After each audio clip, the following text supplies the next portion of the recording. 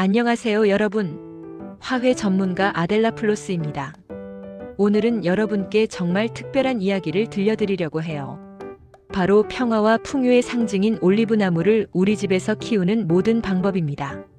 30분이 조금 길게 느껴지실 수도 있지만 이 영상 하나면 올리브나무 박사가 되실 수 있을 거예요. 지금부터 끝까지 집중해 주세요. 파트 1: 올리브나무의 진짜 정체. 여러분, 올리브나무 하면 뭐가 떠오르시나요? 지중해의 푸른 하늘 아래 은빛 잎이 찰랑이는 모습? 맞습니다. 올리브나무는 학명으로 오레아 유로파에아라고 불립니다. 물풀의 나무과에 속하는 이 나무는 정말 특별한 역사를 가지고 있어요. 무려 6,000년 전부터 인류와 함께 해온 식물입니다. 원산지는 지중해 연안 지역이에요. 그리스, 이탈리아, 스페인, 터키 이런 나라들이죠. 이 지역의 기후가 어떤지 아시나요? 여름엔 덥고 건조하고 겨울엔 온화하고 비가 옵니다. 바로 이 기후 조건이 올리브나무를 이해하는 첫 번째 열쇠입니다. 올리브나무는 상록 관목 또는 교목으로 분류됩니다. 키가 작게는 2m에서 크게는 15m까지도 자랄 수 있어요. 집에서 키우는 올리브나무는 보통 1m에서 2m 정도가 적당합니다. 이 나무의 꽃말을 아시나요? 가정의 평화, 풍요, 영광, 그리고 승리입니다. 올림픽 우승자에게 씌워주는 월계관이 바로 올리브 가지로 만들어진 거예요. 그만큼 상징성이 강한 식물이죠. 집들이 선물이나 개업 선물로 인기가 많은 이유가 바로 여기 있습니다. 파트 2: 올리브나무 난이도 솔직 후기. 자, 이제 솔직하게 말씀드릴게요. 올리브나무 키우기 쉬울까요? 어려울까요? 제 20년 경험으로 말씀드리면 중상 정도의 난이도입니다. 초보자가 아무 준비 없이 키우기엔 조금 까다로운 편이에요. 하지만 포기하지 마세요. 핵심만 제대로 알면 누구나 성공할 수 있습니다. 올리브나무가 어려운 이유는 딱 3가지예요. 첫째, 햇빛에 대한 집착이 강합니다. 이 친구는 정말 햇빛 없이는 못 살아요. 둘째, 통풍이 반드시 필요합니다.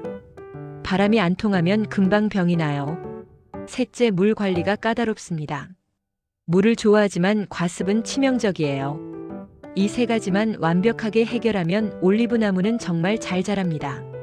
제가 20년간 수백 그루를 키워본 결과예요. 그럼 지금부터 하나하나 정복해 볼까요? 파트 3: 햇빛 완전 정복하기. 올리브나무에게 햇빛은 생명입니다. 과장이 아니라 정말 생명이에요. 하루 최소 5시간에서 6시간의 직사광선이 필요합니다. 여기서 중요한 건 직사광선이라는 단어예요. 창문 너머로 들어오는 빛이 아니라 직접적인 햇빛을 말하는 겁니다. 그렇다면 우리 집에서 어디가 가장 좋을까요? 남향 창가가 최고입니다. 베란다가 있다면 더 좋고요. 창문을 열어놨을 때 직접 햇빛이 들어오는 곳이 베스트예요. 만약 여러분 집이 북향이라면 솔직히 추천하지 않습니다. 억지로 키우면 웃자람이 생기고 잎 색깔이 연해지고 결국 죽습니다. 햇빛이 부족하면 어떤 일이 생길까요? 첫째, 줄기가 가늘고 길게 웃자랍니다. 둘째, 잎 사이 간격이 넓어져요. 셋째, 잎 색깔이 연두색으로 변합니다. 넷째, 새 잎이 나오지 않아요. 다섯째, 결국 잎이 떨어지면서 죽습니다. 이런 증상이 보이면 즉시 햇빛 좋은 곳으로 옮겨야 해요. 하지만 갑자기 옮기면 안 됩니다. 적응 기간이 필요하거든요. 일주일 정도 점진적으로 햇빛을 늘려주세요. 처음엔 2시간, 그 다음엔 3시간 이런 식으로요. 여름철 직사광선은 어떻게 할까요? 한여름 오후 2시에서 4시 사이에 강렬한 햇빛은 피해주세요. 잎이 탈 수 있습니다. 커튼으로 살짝 가려주거나 그늘진 곳으로 잠시 옮기면 됩니다. 겨울철엔 어떻게 해야 할까요? 겨울에도 햇빛은 필수예요. 오히려 겨울 햇빛이 더 중요합니다. 일조량이 줄어드는 계절이니까요. 창가에 최대한 가까이 두시고 낮 동안은 햇빛을 최대한 받게 해주세요. 만약 실내에 햇빛이 정말 부족하다면 식물 LED를 사용하세요. 2025년 현재 기술이 많이 발전해서 효과가 좋습니다. 풀스펙트럼 LED를 하루 12시간에서 14시간 켜주면 자연광을 대체할 수 있어요. 파트 4: 통풍의 비밀. 햇빛 다음으로 중요한 게 바로 통풍입니다. 올리브나무는 지중해성 기후에서 자랐어요. 지중해는 바람이 정말 잘 부는 지역이에요. 그래서 올리브나무는 유전적으로 바람을 좋아합니다. 통풍이 왜 중요할까요? 첫째, 과습을 예방합니다. 바람이 불면 흙 표면의 물이 빨리 마르거든요. 둘째, 병충해를 예방해요. 습하고 답답한 환경에서 곰팡이와 해충이 생기니까요. 셋째, 광합성을 돕습니다. 신선한 공기가 들어오면 이산화탄소 공급이 원활해져요. 넷째, 뿌리 호흡을 도와줍니다. 흙 속 산소 순환이 잘 되면 뿌리가 건강해져요. 그럼 통풍은 어떻게 만들까요? 가장 좋은 방법은 창문을 여는 겁니다. 하루에 2번에서 3번 30분씩만 열어줘도 충분해요. 겨울철에도 낮 시간에 잠깐이라도 환기해주세요. 창문을 열기 어려운 환경이라면 선풍기나 서큘레이터를 사용하세요. 약한 바람으로 하루 2시간에서 3시간 돌려주면 됩니다. 직접 바람을 쐬는 게 아니라 공기가 순환되게 하는 게 목적이에요. 너무 강한 바람은 오히려 해롭습니다. 잎이 건조해지고 스트레스를 받을 수 있어요. 에어컨이나 히터 바람은 절대 직접 쐬지 않게 해주세요. 급격한 온도 변화와 건조함이 치명적입니다. 파트 5, 물주기의 정석. 자, 이제 가장 까다로운 물주기입니다. 많은 분들이 올리브나무를 물 때문에 죽입니다. 물을 너무 많이 줘서 죽이거나 너무 안 줘서 죽이거나 둘 중 하나예요. 올리브나무의 물 습성을 먼저 이해해야 해요. 원래 지중해 기후에서는 여름에 비가 거의 안 옵니다. 대신 겨울에 비가 집중적으로 와요. 그래서 올리브나무는 건조에 강하지만 동시에 물도 좋아합니다. 모순처럼 들리죠? 핵심은 메리알이에요. 흙이 완전히 마르면 흠뻑 주고 다시 완전히 마를 때까지 기다리는 겁니다. 그럼 구체적으로 어떻게 할까요? 먼저 흙 상태를 확인하세요. 손가락을 흙에 2cm에서 3cm 깊이로 찔러보세요. 겉흙만 마른 게 아니라 속흙까지 말랐을 때 물을 줍니다. 물을 줄 때는 화분 밑으로 물이 빠져나올 때까지 충분히 주세요. 이게 정말 중요해요. 적당히 주면 뿌리 전체에 물이 안 갑니다. 뿌리 끝까지 물이 도달해야 해요. 물을 준 후에는 받침에 고인 물을 반드시 버리세요. 뿌리가 계속 물에 잠겨 있으면 썩습니다. 계절별로 물주기 주기가 달라요. 봄에는 일주일에 1번 정도예요. 날씨가 따뜻해지고 성장이 활발해지니까요. 여름엔 일주일에 2번까지 늘어날 수 있어요. 특히 장마 전후 건조한 시기에는 더 자주 줘야 해요. 가을에는 다시 일주일에 1번으로 줄입니다. 성장 속도가 느려지니까요. 겨울엔 2주에 1번 또는 3주에 1번으로 확 줄여야 합니다. 식물이 거의 휴면 상태로 들어가거든요. 하지만 이건 어디까지나 평균이에요. 여러분 집 환경에 따라 완전히 달라질 수 있습니다. 햇빛이 강하고 통풍이 잘 되면 물이 빨리 마릅니다. 반대로 햇빛이 약하고 통풍이 안 되면 물이 천천히 마르죠. 결국 흙 상태를 직접 확인하는 게 가장 정확합니다. 물주기의 황금 규칙을 알려드릴게요. 과습보다는 약간 건조한 게 낫습니다. 올리브나무는 건조에는 강하지만 과습에는 정말 약해요. 의심스러우면 하루 이틀 더 기다렸다가 주세요. 물 온도도 중요합니다. 차가운 물은 뿌리에 충격을 줘요. 실온의 물을 사용하세요. 미지근한 정도가 가장 좋습니다. 수돗물을 사용한다면 하루 정도 받아놨다가 주세요. 염소가 날아가거든요. 빗물이 있다면 최고예요. 올리브나무가 가장 좋아하는 물입니다. 파트 6, 심는 시기와 분갈이 완벽 가이드. 많은 분들이 궁금해하시는 올리브나무 심는 시기에 대해 말씀드릴게요. 야외에 지식 심을 경우와 화분에 심을 경우가 다릅니다. 먼저 노지식재 즉 땅에 직접 심는 경우를 볼게요. 우리나라에서 올리브나무를 땅에 심으려면 지역을 잘 선택해야 해요. 제주도나 남해안 지역처럼 겨울이 온화한 곳이 적합합니다. 심는 최적기는 3월 중순에서 4월 중순입니다. 봄에 심는 이유가 뭘까요? 첫째, 서리 위험이 지나갔어요. 둘째, 따뜻해지면서 뿌리 활착이 빨라집니다. 셋째, 여름까지 충분한 적응 기간을 가질 수 있어요. 가을 식재도 가능은 합니다. 9월 중순에서 10월 중순이 적기예요. 하지만 봄보다는 위험해요. 뿌리가 충분히 내리기 전에 겨울이 오면 냉해를 입을 수 있거든요. 그래서 저는 개인적으로 봄 식재를 강력히 추천합니다. 땅에 심을 때 주의사항이 있어요.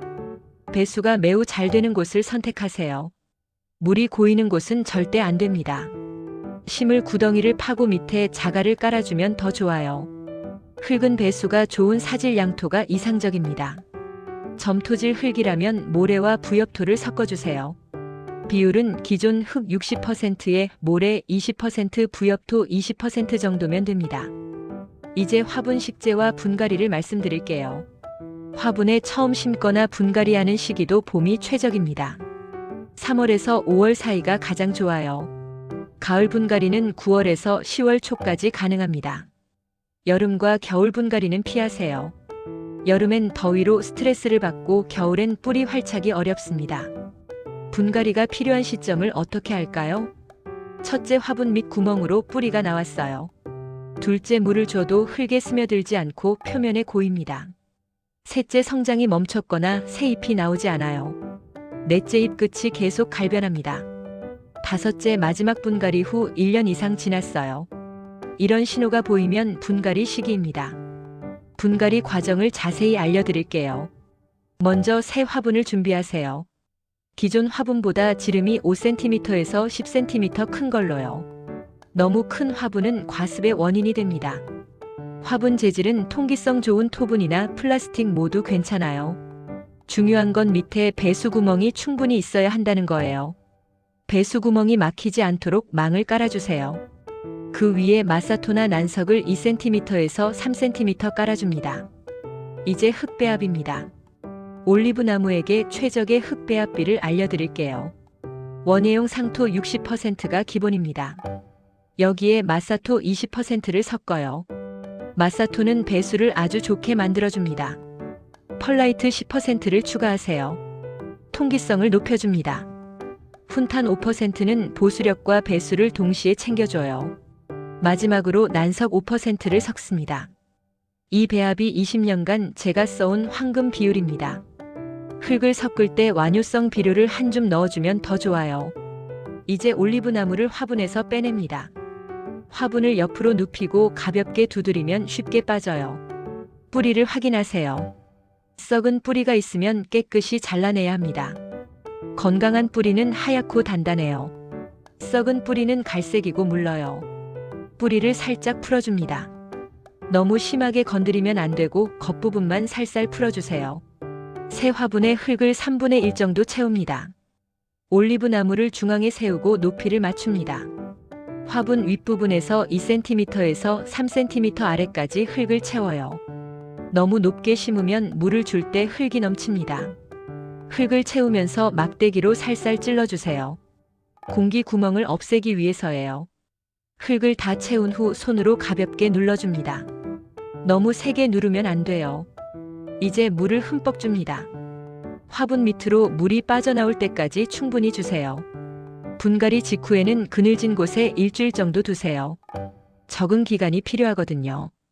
일주일 후부터 점차 햇빛 있는 곳으로 옮깁니다. 분갈이 후 2주에서 3주는 비료를 주지 마세요. 뿌리가 자리 잡을 시간이 필요합니다.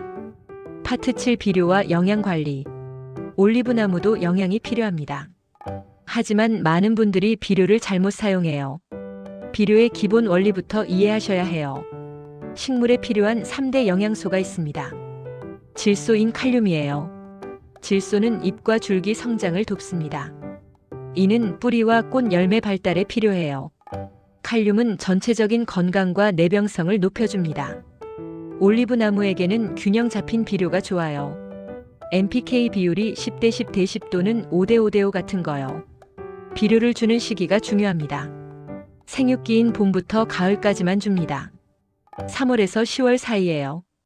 겨울에는 절대 주지 마세요. 식물이 휴면기라 비료를 흡수하지 못해요. 오히려 뿌리를 상하게 할 수 있습니다. 비료 주기는 한 달에 1번이 적당해요. 액체 비료를 사용한다면 물 줄 때 희석해서 주세요. 표시된 농도보다 약하게 희석하는 게 안전합니다. 고체 완효성 비료는 3개월에 1번 정도면 충분해요.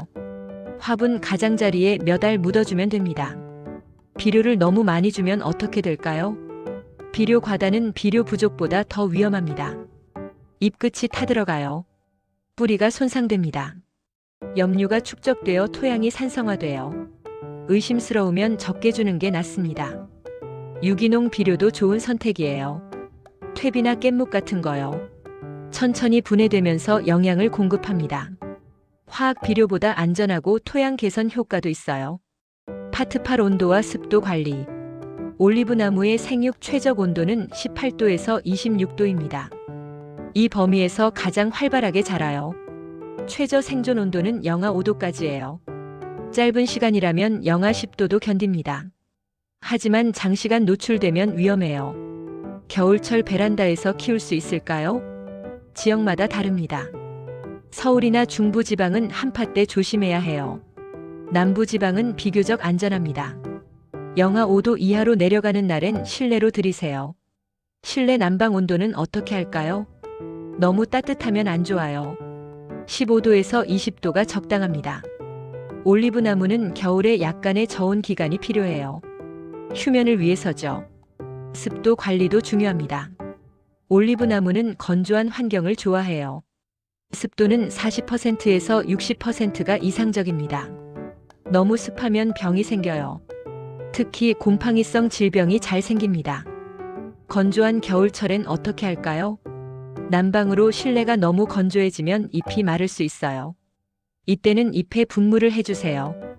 일주일에 2회에서 3회 정도면 충분합니다. 아침에 분무하는 게 좋아요. 저녁에 하면 밤새 습기가 남아서 병의 원인이 될 수 있어요.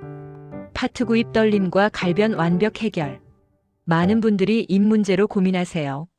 가장 흔한 게 잎이 떨어지는 거예요. 올리브 나무 잎이 떨어지는 이유는 여러 가지입니다. 첫 번째는 물 부족이에요. 물이 오랫동안 부족하면 뿌리가 약해집니다. 뿌리가 제 기능을 못하면 잎에 수분 공급이 안 돼요. 그럼 식물은 살기 위해 잎을 떨어뜨립니다. 에너지 소비를 줄이려고요.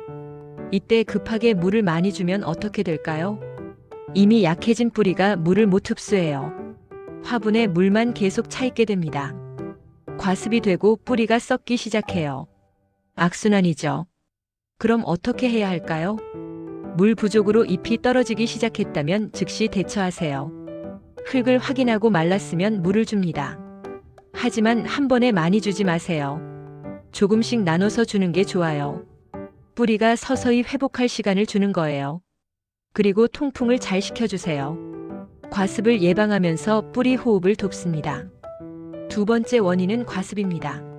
물을 너무 자주 줘서 뿌리가 썩었을 때도 잎이 떨어져요. 증상은 비슷하지만 원인은 반대죠. 과습인지 확인하는 방법이 있어요. 흙을 파보세요. 축축하거나 물이 고여 있으면 과습이에요. 냄새를 맡아보세요. 썩은 냄새가 나면 뿌리가 썩은 겁니다.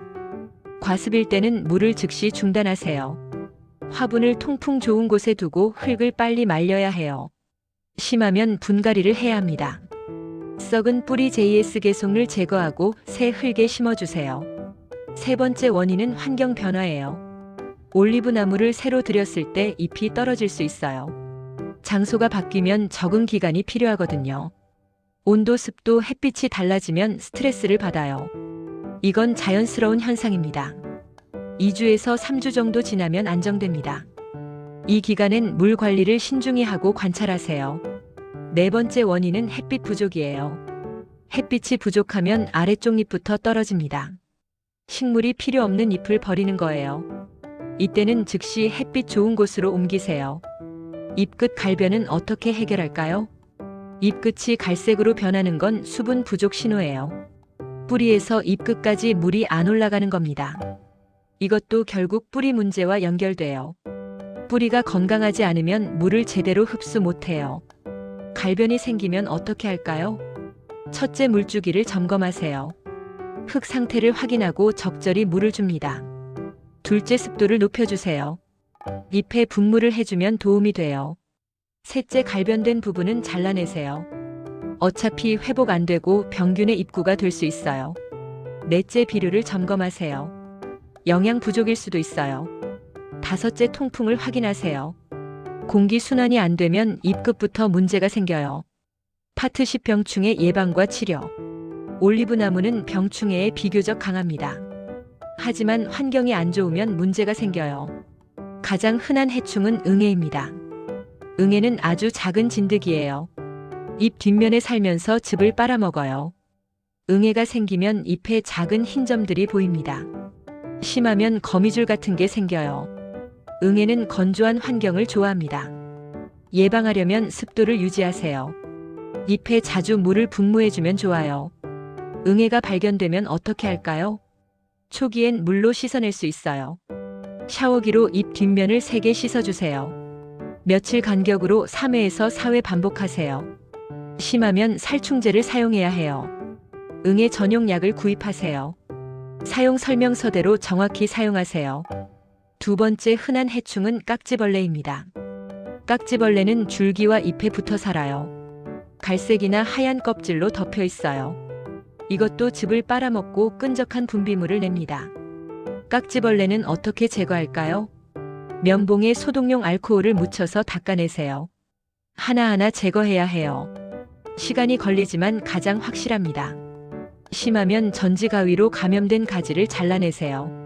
곰팡이 질병도 주의해야 합니다. 잎에 검은 반점이 생기거나 흰 가루가 생기면 곰팡이예요. 습하고 통풍이 안 될 때 잘 생겨요. 예방이 최선입니다. 통풍을 항상 잘 시켜주세요. 물을 줄 때 잎에 안 닿게 주세요. 곰팡이가 생기면 즉시 해당 잎을 제거하세요. 다른 곳으로 번질 수 있어요. 친환경 살균제를 뿌려주면 도움이 돼요. 뿌리 썩은 병도 조심해야 합니다. 과습이 주원인이에요. 뿌리가 썩으면 지상부도 시들어요. 예방은 물 관리와 배수가 전부예요. 이미 발생했다면 분갈이가 답입니다. 썩은 뿌리를 모두 제거하고 새 흙에 심으세요. 파트 11 가지치기와 수영 만들기. 올리브 나무를 더 예쁘게 키우는 비법이 바로 가지치기예요. 가지치기는 언제 하는 게 좋을까요? 봄이 최적기입니다. 3월에서 5월 사이에 하세요. 새순이 나오기 시작할 때가 딱 좋아요. 초여름인 6월까지도 가능해요. 가지치기를 왜 해야 할까요? 첫째, 수영을 예쁘게 만들어요. 둘째, 불필요한 가지를 제거해서 영양을 절약합니다. 셋째, 통풍을 좋게 만들어요. 넷째, 햇빛이 골고루 들어가게 해요. 다섯째, 병충해를 예방합니다. 어떤 가지를 잘라야 할까요? 먼저 죽은 가지나 병든 가지를 자릅니다. 안쪽으로 자라는 가지도 제거하세요. 서로 교차하는 가지는 하나를 선택해서 자릅니다. 너무 가늘거나 약한 가지도 정리해요. 아래쪽에서 나오는 작은 가지들도 제거하세요. 외목대로 키우고 싶다면 어떻게 할까요? 주 줄기 하나만 남기고 아래 가지를 모두 제거하세요. 원하는 높이까지 줄기가 자라면 윗부분을 적심해요. 그럼 옆으로 가지가 나오면서 둥근 수영이 만들어집니다. 관목형으로 키우고 싶다면 어떻게 할까요? 낮은 위치에서 여러 줄기가 나오게 해요. 전체적으로 둥글고 풍성한 모양이 되도록 다듬습니다. 가지치기 도구는 소독이 필수예요. 알코올이나 락스 희석액으로 소독하세요. 병균이 옮지 않게 하기 위해서예요. 자른 단면에는 도포제를 발라주세요. 병균 침입을 막고 빨리 아물게 해요. 가지치기 후 관리가 중요합니다. 일주일 정도는 햇빛을 약간 줄여주세요. 물은 평소대로 주되 과습 주의하세요. 올리브 나무도 품종이 다양해요. 실내에서 키우기 좋은 품종을 알려드릴게요. 올리브 나무는 생각보다 어렵지 않습니다. 핵심만 지키면 누구나 성공할 수 있어요. 처음엔 실수할 수도 있어요. 그게 자연스러운 거예요. 식물은 여러분의 관심과 사랑에 반드시 응답합니다. 꾸준히 관찰하고 배려해 주세요. 여러분 집의 평화의 상징 올리브 나무가 무럭무럭 자라나길 응원합니다. 궁금한 점이 있으면 댓글로 남겨주세요. 제가 성심성의껏 답변해 드리겠습니다. 구독과 좋아요, 알림 설정도 부탁드려요. 다음 영상에서 더 유익한 정보로 찾아뵙겠습니다. 오늘도 행복한 식물 라이프 되세요. 감사합니다.